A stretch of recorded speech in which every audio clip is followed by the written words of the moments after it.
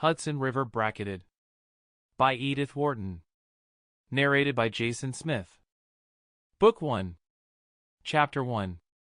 By the time he was 19, Vance Weston had graduated from the College of Euphoria, Illinois, where his parents then lived, had spent a week in Chicago, invented a new religion, and edited for a few months a college magazine called Getting There, to which he had contributed several love poems and a series of iconoclastic essays.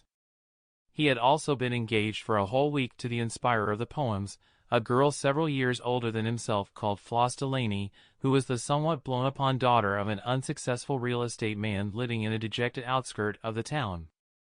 Having soared to these heights, and plumbed these depths, it now remained to young Weston to fix upon the uses to which his varied aptitudes and experiences could most advantageously be put. Of all the events so far befalling him, none seemed to Vance Weston as important as having invented a new religion. He had been born into a world in which everything had been, or was being, renovated, and it struck him as an anomaly that all the religions he had heard of had been in existence ever since he could remember, that is, at least 16 years. This seemed to him the more unaccountable because religion, of one sort or another, seemed to play a considerable, if rather spasmodic or intermittent, part in the lives of most of the people he knew, and because, from the first dawn of consciousness, he had heard everybody adjuring everybody else not to get into a rut, but to go ahead with the times, as behoved all good Americans. The evolution of his own family was in its main lines that of most of the families he had known.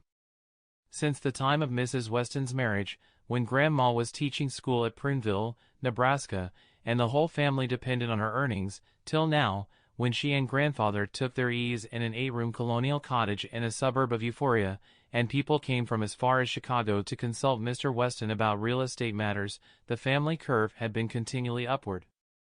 Lauren Weston, who had wandered out to Prineville to try and pick up a job on the local newspaper, had immediately seen the real estate possibilities of that lamentable community, had put his last penny into a bit of swampy land near the future railway station, got out at a big rise when the railway came, and again plumped his all on another lot of land near where his mother-in-law had found out that the new high school was to be built.